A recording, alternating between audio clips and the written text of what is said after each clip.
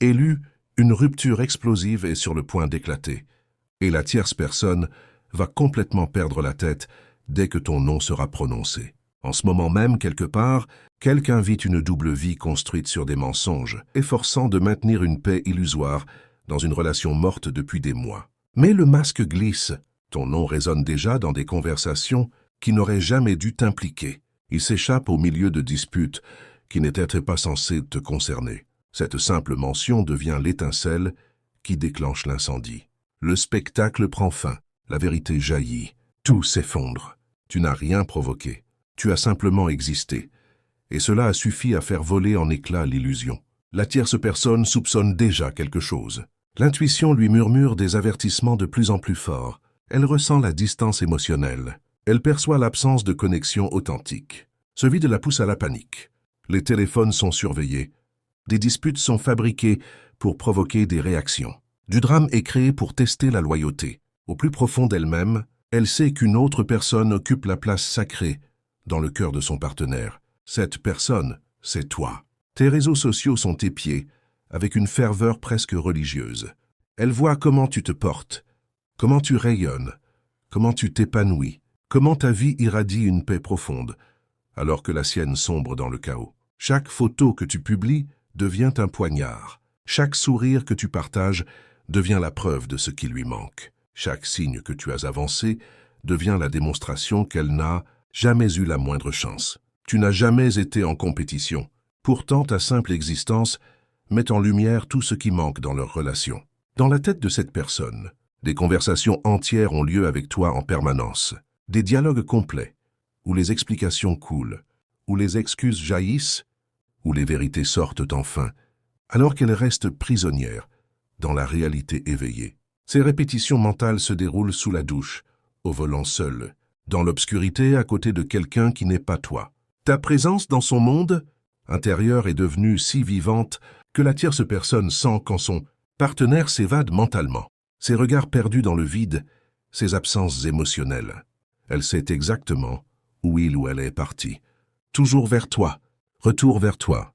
La tierce personne a tout essayé, devenir plus attirante, plus complaisante, plus compréhensive, plus tout. Mais ce qui la détruit le plus, c'est que plus elle essaye, plus le gouffre devient évident. Toi, tu n'as jamais eu besoin d'essayer. Tu n'as jamais eu à jouer un rôle. Tu n'as jamais eu à calculer tes coups, ni à élaborer des stratégies. Tu as simplement été toi, dans ton authenticité la plus pure. Et cet état naturel a créé une connexion si profonde que l'effort forcé ne peut pas la reproduire.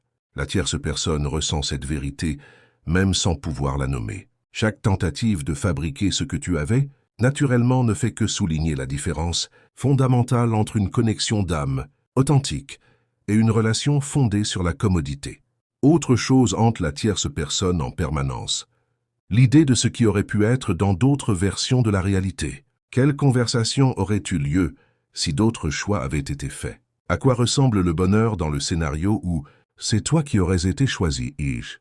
Ces pensées la dévorent dans les moments de silence, au volant seul, allongé, éveillé la nuit, en accomplissant machinalement les gestes du quotidien. Le fantôme de ce qui aurait pu exister entre toi et cette personne hante leur couple comme une présence, ressentie mais jamais affrontée directement. La tierce personne a probablement parlé de toi à ses amis, cherchant à valider sa jalousie, à obtenir la confirmation que n'importe qui se sentirait menacé à sa place. Mais que répondent les amis? Que s'obnubiler sur quelqu'un du passé n'est pas sain, qu'il vaut mieux construire ce qui existe aujourd'hui, plutôt que de rivaliser avec ce qui fut. Ces réponses rationnelles n'aident pas. Elles isolent davantage, font se sentir incomprises, renforcent la certitude que personne ne comprend à quel point ta présence reste puissante, malgré ton absence physique. Voici ce que la tierce personne n'avouera jamais à voix haute. Une partie d'elle t'admire profondément, respecte ce que tu représentes, rêve de pouvoir incarner la même présence authentique qui te rend inoubliable. Mais admiration mêlée à jalousie forme un cocktail toxique. Au lieu d'apprendre de ce que tu incarnes, au lieu de développer sa propre voix authentique, elle se consume à vouloir te rabaisser, à te rendre moins que, à chercher tes défauts, à construire des récits où tu deviens la méchante au lieu de celle qui a simplement existé dans la vérité et créé un impact naturel, La tierce personne a tout tenté pour rivaliser avec ton souvenir. Changement d'apparence, ajustement de personnalité, tentative désespérée de recréer la connexion qu'elle sent avoir existé entre toi et son partenaire. Mais la chimie ne se fabrique pas. La reconnaissance d'âme ne se force pas. Le genre de lien qui laisse une empreinte permanente dans l'esprit de quelqu'un ne se simule pas. Chaque échec à être à la hauteur la rend plus désespérée, plus contrôlante, plus instable. Observe maintenant comment elle agit. Vérification constante de la localisation, exigence de réponse immédiate au message, création de situations où il faut choisir entre elle et tout le reste. Ces tactiques de contrôle naissent de la terreur. Terreur de perdre, terreur d'être abandonnée, terreur d'être jugée insuffisante. L'ironie, c'est que ces comportements éloignent encore plus son partenaire. Personne n'aime se sentir emprisonné. Personne n'aime la surveillance constante. Personne ne veut d'une relation qui ressemble à une garde à vue plutôt qu'à un partenariat. Mais elle ne peut pas s'arrêter. La peur dirige chaque geste. La peur l'aveugle au fait que son attitude crée exactement le résultat qu'elle veut éviter à tout prix. Il y a aussi les liens financiers qui compliquent tout. Cohabitation, comptes communs, dettes contractées ensemble, achats faits en pensant à un avenir longue durée. Ces attaches pratiques créent une obligation au-delà de l'émotion. La tierce personne les utilise comme arme. Rappel subtil ou direct de la complexité d'une séparation, du coût financier, du désordre social. Ces arguments pratiques sont transformés en culpabilité et devoir là où le désir de rester a disparu depuis longtemps. Si tu ressens la vérité de ces mots dans ton plus profond, partage cette vidéo pour que d'autres élus comme toi puissent la recevoir. Les complications pratiques se résolvent. L'argent s'arrange. Les situations de logement changent. La gêne sociale se traverse. Ce qui ne se résout pas, c'est l'incompatibilité fondamentale. Ce qui ne s'arrange pas, c'est forcer quelqu'un à vouloir ce qu'il ne veut pas. Ce qui ne change pas, c'est que se contenter de peu ne crée jamais l'accomplissement. Ce qui ne se supporte pas indéfiniment, c'est faire semblant de ressentir ce qui n'est plus là. La personne piégée dans cette situation porte une culpabilité écrasante. Culpabilité d'être entrée dans la relation sans être pleinement disponible émotionnellement. Culpabilité de la douleur qu'elle cause à la tierce personne, qui aime quelqu'un incapable de l'aimer, en retour de la même façon. Culpabilité du temps et de l'énergie, investie dans quelque chose qui ne durera jamais. Cette culpabilité la paralyse, la fait rester plus longtemps qu'elle ne le devrait, la pousse à essayer de réparer ce qui était cassé dès le départ. Mais la culpabilité n'est pas l'amour. Le devoir n'est pas l'engagement. Et rester par culpabilité crée une rancœur qui finit toujours par exploser. La peur s'est muée en obsession dangereuse. La tierce personne connaît des détails sur toi qui franchissent toutes les limites. Des heures passées à faire défiler tes publications, à étudier ton visage, à analyser tes mots, à décrypter ce qui te rend inoubliable. De vieilles photos de toi et de cette personne, ensemble ont été examinées comme des preuves sur une scène de crime. Ton sourire a été mémorisé, ton style noté, la lumière dans les yeux de son partenaire sur ses anciennes images. Cette lumière qui n'est jamais apparue sur aucune photo avec elle devient la preuve de son insuffisance qui la ronge vive. Cette peur l'a transformé en quelqu'un d'irreconnaissable. Ses amis remarquent le changement. Sa famille voit l'obsession. Tout le monde autour regarde quelqu'un qu'ils aiment se consumer de jalousie envers une personne qui n'est même plus dans le décor. La tierce personne te mentionne dans chaque conversation, se compare sans cesse à toi, construit des mythologies entières sur qui tu es et ce que tu as fait pour voler sa relation. Rien de tout cela ne reflète la vérité. Mais elle a besoin de ces récits. Te faire passer pour la méchante évite de regarder dans le miroir. T'accuser de sa perte évite d'affronter sa propre insuffisance. Une dispute se prépare. Le genre de confrontation qui brise les illusions et expose toutes les vérités cachées. Le déclencheur peut être n'importe quoi. L'argent, l'engagement, la distance devenue impossible à ignorer. Mais la vraie bataille se joue en dessous. La tierce personne ne se dispute pas vraiment pour des factures ou des projets. Le combat porte sur l'absence émotionnelle, l'intimité disparue, un avenir de plus en plus incertain. Les questions fusent avec une intensité croissante. Les exigences de vérité montent en volume. Cette personne pourrait mentir. La déviation reste possible. La manipulation mentale a fonctionné auparavant. Mais l'épuisement de jouer la comédie a atteint son paroxysme. Quelque chose en elle aspire au soulagement de l'honnêteté, même si cela signifie la destruction. Quand la question tombe, quand la tierce personne exige de savoir si quelqu'un d'autre occupe ses pensées, un silence dangereux emplit l'espace. Tu peux presque voir le débat intérieur. Continuer la mascarade ou tout faire sauter. Ton nom sort. Par confession, par accusation ou simple lapsus, ton nom entre dans cette atmosphère surchargée comme l'oxygène rencontre la flamme. Le visage de la tierce personne se transforme instantanément. Le soupçon se cristallise en certitude. La peur se durcit en rage. Le déni vole en éclats, en dévastation. Elle savait au fond d'elle-même, mais entendre ton nom prononcé à voix haute rend la vérité irréfutable. Le chaos, pur chaos éclate. Cris, questions hystériques lancées sans pause pour les réponses. Quand est-ce arrivé? Depuis combien de temps est-ce que tu lui parles encore? Vas-tu me quitter pour elle, lui? Des mois de soupçons et d'insécurité se déversent avec une intensité volcanique. La personne qui a prononcé ton nom assiste à la crise avec des émotions mêlées. Culpabilité d'avoir causé cette douleur, soulagement que les secrets ne pèsent plus. Le masque est arraché. La vérité est nue, aussi douloureuse et salissante soit-elle. La tierce personne commence alors à tout transformer en arme. Chaque moment de distance est renvoyé comme preuve. Chaque fois où l'intimité semblait forcée, chaque fois où elle a été appelée par le mauvais prénom, chaque souvenir qui appartenait à votre relation à vous et non à la leur, tout devient preuve de trahison. Confirmation qu'elle ne l'a jamais vraiment eue. Validation que tu as été la présence invisible dans leur couple depuis le tout début. Ultimatums fused. Promesses sont exigées. Chaque responsabilité partagée, chaque lien financier, chaque connexion sociale est transformée en arme. Rappels incessants de tout ce qui sera perdu en partant.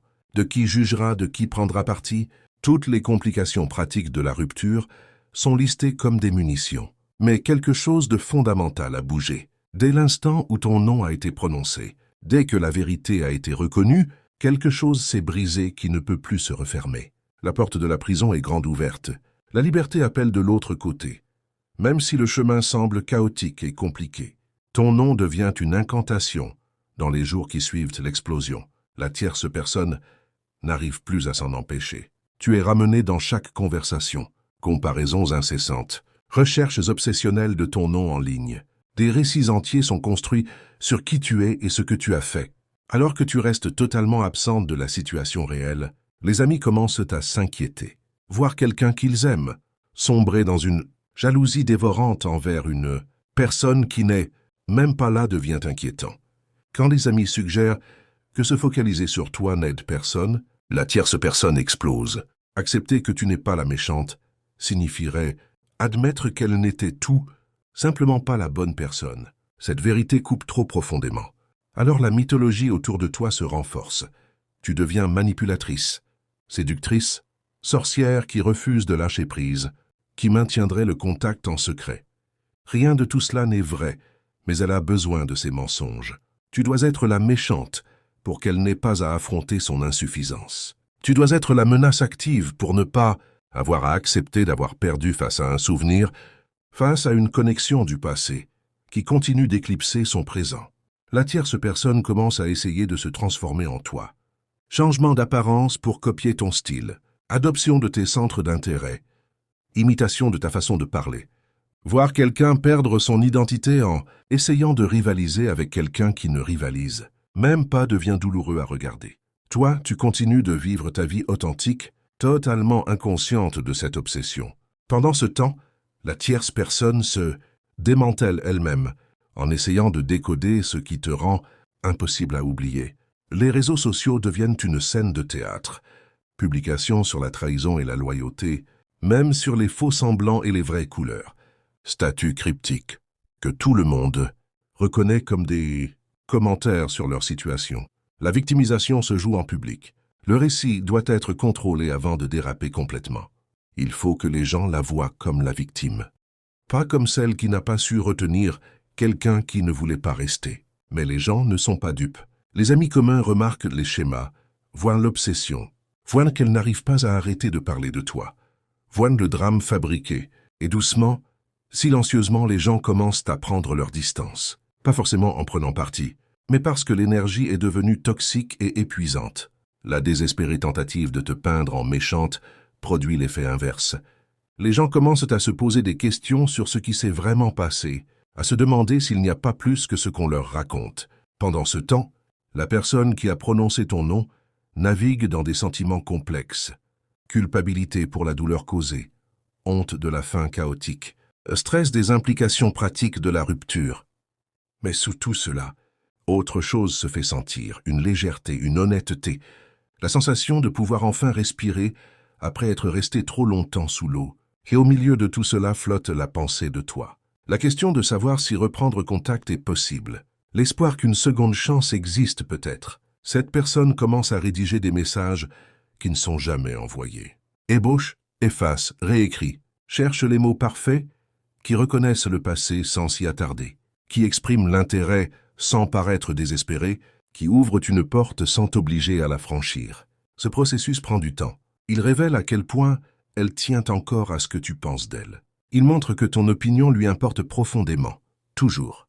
Comprendre pourquoi ton nom porte une telle puissance dans cette situation nécessite de reconnaître ce que tu représentes. Ton nom porte une fréquence, le souvenir d'une connexion authentique, d'une présence vraie, d'un temps où cette personne s'est sentie réellement vue et comprise au niveau de l'âme. Quand ton nom est prononcé dans cette dispute, ce n'est pas seulement un mot qui entre dans l'espace. C'est une invocation de tout ce que leur relation actuelle n'est pas. Un rappel de la profondeur au milieu de la superficialité. La preuve d'une connexion d'âme dans une relation bâtie sur la commodité. Voilà pourquoi la tierce personne ne peut pas lâcher. Ton nom représente sa plus grande peur devenue réalité. Ne pas être assez. Être toujours le second choix. Ne jamais pouvoir rivaliser avec le souvenir de ce qui fut vrai. Peu importe les efforts déployés, ton nom menace non seulement leur couple, mais toute sa valeur personnelle. Affronter la réalité. Que rester avec quelqu'un qui ne te désire pas vraiment fait plus mal que d'être seul est une vérité brutale, mais libératrice. La personne qui a prononcé ton nom porte des sentiments complexes envers ce que tu représentes. Une partie d'elle t'idéalise, ne se souvient que des bons moments, te place mentalement sur un piédestal comme la connexion parfaite qu'elle a stupidement abandonnée. Une autre partie a peur de toi, peur de ne pas être à la hauteur si un retour se produisait, peur que tu aies tellement évolué pendant la séparation que tu sois devenu encore plus incroyable. Élu, tu n'as rien fait d'autre qu'être toi, et c'est précisément cela qui a tout fait basculer. Ces sentiments contradictoires engendrent une paralysie profonde, le désir ardent de reprendre contact, mais la peur qui retient, l'envie de renouer, mais l'incertitude de savoir si ce droit a été mérité. Ce qui donne à ton nom une telle puissance, c'est avant tout le niveau d'authenticité que tu incarnes naturellement. Tu n'as jamais joué à des jeux, tu n'as jamais manipulé, tu n'as jamais fabriqué de drame pour attirer l'attention. Tu t'es simplement présenté tel que tu es, et cela a créé un impact impossible à effacer. La tierce personne, elle, a déployé tous les jeux imaginables, a utilisé toutes les tactiques de manipulation possibles, a créé du drame en continu. Et malgré tout, elle n'a jamais réussi à occuper dans l'esprit de cette personne la place que tu tiens sans effort, par la seule force de ta présence vraie. Cette vérité la ronge, la pousse à l'obsession, l'empêche d'arrêter de prononcer ton nom. Même si chaque fois qu'elle le fait, cela la détruit un peu plus. Je dois interrompre un instant cette transmission. Es-tu vraiment élu? Prouve-le. Il est facile de regarder des vidéos sur les élus. Il est autrement plus difficile de se mettre à l'épreuve soi-même. Si tu es encore là, cela veut déjà dire quelque chose. Mais les paroles ne coûtent rien. Les vrais élus passent à l'action. Le plus beau, c'est que tu n'as même pas besoin de lever le petit doigt. Tu mets les écouteurs, tu appuies sur play, et tu regardes tes ennemis s'étouffer avec la corde que leurs propres mensonges ont tissée. Après un certain temps, quand la poussière commencera à retomber, cette personne te contactera. Le message arrivera soigneusement élaboré. Des heures auront été passées à réfléchir à ce qu'il fallait dire. Des dizaines de brouillons auront été écrits, puis supprimés. Des analyses auront été faites pour trouver la meilleure approche. Trop insistant risquerait de te repousser. Trop détaché laisserait penser que ça n'a plus d'importance. Il faut donc trouver l'équilibre parfait. Reconnaître le passé sans s'y attarder. Exprimer l'intérêt sans paraître désespéré. Ouvrir une porte sans t'obliger à la franchir. Reconnais ce message pour ce qu'il est vraiment, un test. Pas forcément malveillant, mais stratégique quand même. On teste les os, on mesure ta disponibilité, on vérifie si tu as tourné la page ou s'il reste encore une ouverture. Ta réponse, ou ton absence de réponse, définira tout ce qui suivra. C'est ici que ton pouvoir entre pleinement en scène. Tu n'es plus la personne qu'on a laissée derrière. Tu n'es plus celui qui aurait sauté sur le moindre signe d'attention. Tu n'es plus celui qui aurait ignoré les drapeaux rouges parce que le besoin de connexion était trop fort. L'évolution a eu lieu. La transformation s'est accomplie. Tu as appris à te valoriser d'une manière nouvelle, profonde, inébranlable. Cette évolution fait que tu abordes la situation depuis la force, jamais depuis le manque. Le temps t'appartient pour décider si répondre te semble juste. Prends le message. Pose-le devant toi, observe comment ton corps réagit. Est-ce que ton ventre se noue d'anxiété? Est-ce que ton cœur s'emballe d'excitation? Est-ce que la tension envahit ton corps? Ces réactions physiques portent des informations précieuses. Ton intuition parle à travers ton système nerveux.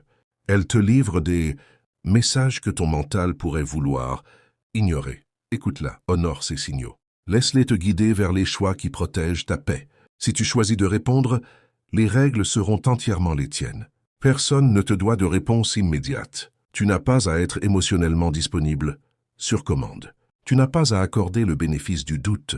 Cette situation a été créée par leur choix de quelqu'un d'autre. Ce chaos est né de l'idée qu'il existait mieux ailleurs. Cette issue est la conséquence directe d'avoir tourné le dos à quelque chose de vrai pour courir après l'apparence. Les conséquences leur appartiennent, jamais à toi de les réparer. La tierce personne observe tout, même sans surveiller directement tes réseaux, même sans traquer activement tes activités. Une attention absolue est portée au moindre signe de reconnexion. Des comptes fake te suivent probablement. Des amis communs donnent des nouvelles. L'investissement est total pour savoir si son pire cauchemar devient réalité, que la personne qui a prononcé ton nom lors de cette dispute explosive revienne vraiment vers toi. Quelle que soit ta décision, elle aura un public. La tierce personne disséquera chaque interaction. Des captures d'écran seront prises. Des récits seront construits autour du moindre détail. Une frénésie naîtra au moindre signe de rapprochement, pas forcément parce qu'elle veut encore cette personne, mais parce que l'ego ne supporte pas l'idée de perdre contre toi 2 fois. Une première fois quand tu n'étais qu'un souvenir en compétition avec leur réalité. Une seconde fois si tu redeviens réalité et prouve que leur couple n'a jamais eu la moindre chance. Mais tes décisions ne peuvent pas se baser sur la façon dont la tierce personne réagira. Tu ne peux pas vivre en essayant d'éviter l'effondrement émotionnel de quelqu'un d'autre. Ses sentiments sont sa responsabilité. Sa guérison est son chemin. Son obsession pour toi est son problème, qu'elle doit résoudre elle-même. Toi, tu as simplement le droit de te concentrer sur ce qui sert réellement ton bien suprême. Ce qui honore ta croissance, protège ta paix, s'aligne avec la personne que tu es devenue et l'avenir que tu continues de bâtir. Cette personne voudra t'expliquer, te faire comprendre pourquoi elle est partie, pourquoi la tierce personne a été choisie, ce qui se passait dans sa tête. Tout cela cherchera à être formulé. Elle voudra que tu vois que ton insuffisance n'a jamais été en cause, qu'il s'agissait de sa propre confusion, de sa peur, de son manque de préparation. Elle voudra être absoute de la culpabilité d'avoir provoqué ta douleur. Comprends que ces explications servent avant tout son propre apaisement, jamais le tien. Le moteur est de se sentir mieux avec ses choix, pas de t'offrir une vraie clôture. La vraie clôture ne vient jamais des mots de quelqu'un d'autre de toute façon. Elle vient de ton propre acceptation de ce qui s'est passé et de ta décision d'avancer, avec ou sans compréhension totale. Tu peux choisir d'écouter ces explications si tu décides d'ouvrir la porte. Certaines informations peuvent même se révéler intéressantes ou éclairantes, mais ne confonds jamais explication et excuse. Ne confonds jamais la compréhension de son point de vue avec l'acceptation de son comportement. On peut expliquer pourquoi la douleur a été infligée et rester pleinement responsable du fait qu'elle l'ait été. On peut avoir des raisons pour ses choix et quand même en assumer les conséquences. Ta compassion pour ces luttes n'exige pas que tu sacrifies tes standards ou que tu compromettes tes limites. Tes ancêtres t'ont protégé tout au long de cette épreuve. Des portes qui auraient mené en arrière ont été fermées. Des connexions qui t'auraient vidé ont été bloquées. Des signes t'ont été envoyés. En ce moment même, ton intuition s'active encore plus puissamment. Ils savent que ce test approche. Ils savent que cette personne prépare sa tentative de retour. Ils veulent que tu réussisses ce test. Ils veulent que tu te choisisses. Ils veulent que tu honores tout le travail de guérison accompli. Comprendre les vampires énergétiques devient crucial ici. Le vidage n'est pas toujours intentionnel. Parfois, la personne n'a même pas conscience de ce qu'elle fait. Mais une blessure vit en elle, un vide qu'elle tente sans cesse de combler avec l'énergie des autres au lieu de le guérir. Cette personne porte cette blessure. Tu l'as senti autrefois. Quand tu donnais et qu'elle prenait. Quand l'épuisement suivait chaque moment passé ensemble. Quand elle avait constamment besoin d'être rassurée, validée. Cette blessure est toujours là. Le travail intérieur n'a pas été fait. Elle opère encore depuis le même endroit brisé. Seules les circonstances ont changé. Elle a échangé une relation contre une autre, mais c'est toujours la même personne qui fuit la même douleur. La laisser revenir sans transformation réelle te garantit de retomber dans les mêmes schémas qui t'ont blessé autrefois. Observe ce qui se passe quand le contact aura lieu. Remarque comment ton corps réagit. Ton ventre se serre-t-il? Ta poitrine devient-elle lourde? L'anxiété s'insinue-t-elle? Ce sont des signaux. Ton corps sait des choses que ton mental n'a pas encore intégrées. Ton intuition parle à travers les sensations physiques. Ce sont tes ancêtres qui te protègent, ton moi supérieur qui te guide, l'intervention divine qui te montre la vérité avant que l'erreur ne soit commise. Tout mène à cet instant. Cette personne va te contacter. Peut-être l'a-t-elle déjà fait. L'heure du choix est venue. Comment répondre, ou même répondre tout court? Accorder l'accès à ton énergie ou prioriser la protection de ta paix. Avant de choisir, fais ceci. Installe-toi dans le silence. Éloigne-toi de tout bruit, de toutes opinions, de toutes émotions extérieures. Écoute simplement ton intuition. Ton corps connaît la vérité. Ton âme connaît la vérité. Ton moi supérieur connaît la vérité. Quand tu deviens assez calme, assez silencieux, cette vérité parle clairement. Pose-toi ces questions. Est-ce que cela apporte la paix ou le chaos? Est-ce que cela ouvre ou referme? Est-ce que cela me fait avancer ou reculer? Est-ce que cela s'aligne avec le divin ou répète un karma? Tes réponses honnêtes te diront tout ce que tu as besoin de savoir. Si tu choisis l'engagement, fais-le les yeux grands ouverts. N'ignore pas les drapeaux rouges parce que le désir de voir le conte de fées réel est fort. Ne te trouve pas d'excuses parce que la solitude pèse. Ne te convainc pas que cette fois ce sera différent. Sans preuve tangible que le changement a vraiment eu lieu. Avance lentement. Pose des questions difficiles. Exige la transparence. Observe les actions sur la durée. Reste prêt à partir dès que les anciens schémas réapparaissent. Mais si tu choisis de protéger ta paix, d'honorer le travail de guérison accompli, de faire confiance qu'il y a mieux pour toi ailleurs, sache à quel point tes ancêtres sont fiers. Tu fais le bon choix, même si ça fait mal sur le moment. Tu brises des schémas générationnels en te choisissant toi. Tes ancêtres te célèbrent.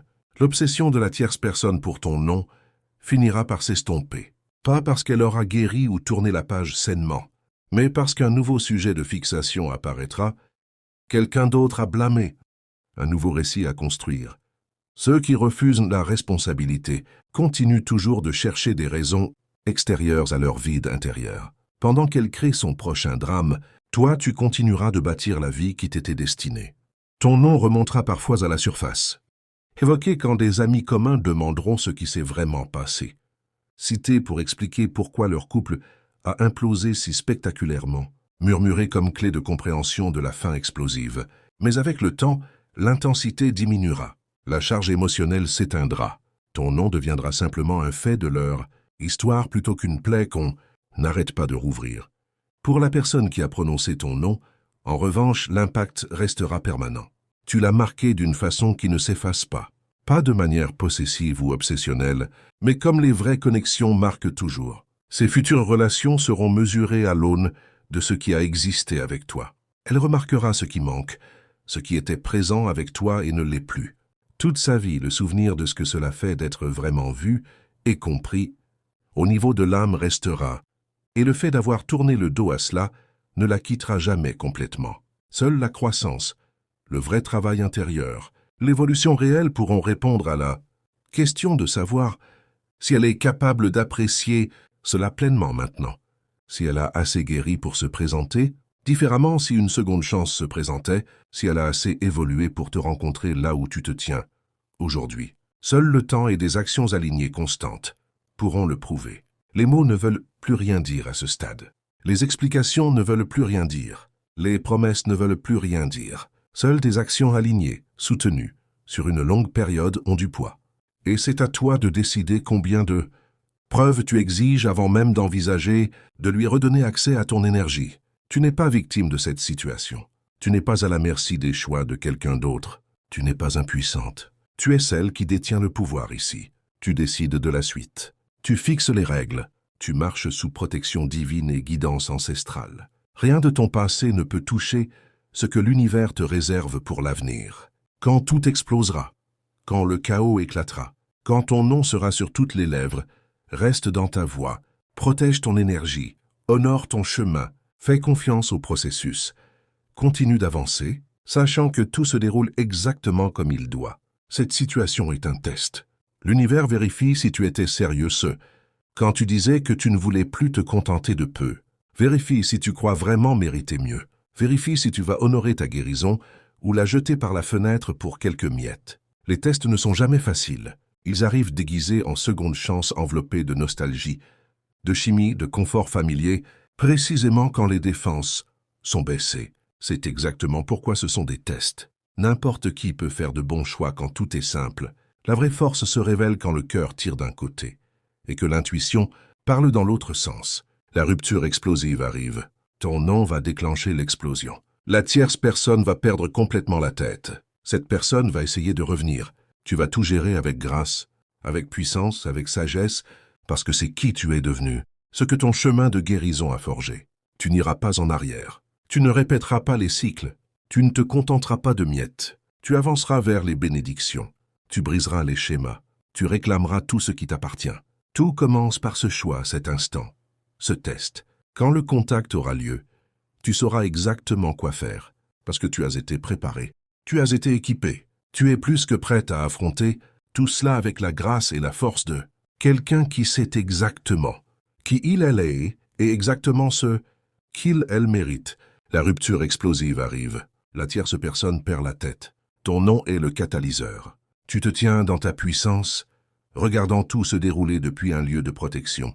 Tes plus beaux jours ne sont pas derrière toi. Ils s'étendent devant toi. Rien ne peut arrêter ce qui vient vers toi. Sauf si tu choisis de reculer quand l'univers te pousse en avant. Ton nom a détruit leur relation, mais ce n'est pas toi qui l'as détruite. Ton nom a déclenché l'explosion, mais les explosifs étaient déjà là. Ton nom a exposé ce qui était déjà brisé. Mais ce n'est pas toi qui l'as brisé, ce que tu représentes. L'authenticité, la profondeur, la connexion véritable étaient simplement un contraste, trop puissant avec les fondations superficielles qu'ils avaient bâties. Quand ce contraste est devenu indéniable, quand il a été prononcé à voix haute, l'illusion s'est effondrée. Choisis d'avancer, choisis-toi, choisis la puissance, choisis la paix. C'est ce que font les élus. C'est exactement ce que tu feras quand le moment viendra. L'orage arrive pour eux. Mais toi, tu marches sous le soleil. Tu marches dans la clarté. Tu marches dans le but. Tu marches dans la puissance. Quand tout sera fini, quand la poussière sera retombée, tu te remercieras d'avoir choisi toi, d'avoir fait confiance à ton intuition, d'avoir honoré ta valeur, d'avoir laissé derrière ce qui ne te servait plus pour marcher vers ce qui t'était toujours destiné. Ton nom seul a suffi à détruire ce qui était faux pour faire place à ce qui est vrai. Tiens-toi dans cette puissance. Possède cette vérité. Avance en sachant que tu es le trésor. Tu es la référence. Tu es le catalyseur de vérité. Et rien ne peut éteindre la lumière que tu portes. Regarde comment tout se déroule exactement comme il le faut. Regarde comment choisir toi ouvre toutes les portes qui t'étaient destinées. Regarde comment ta souveraineté devient le plus beau cadeau que tu te sois jamais offert. Élu, c'est ton moment.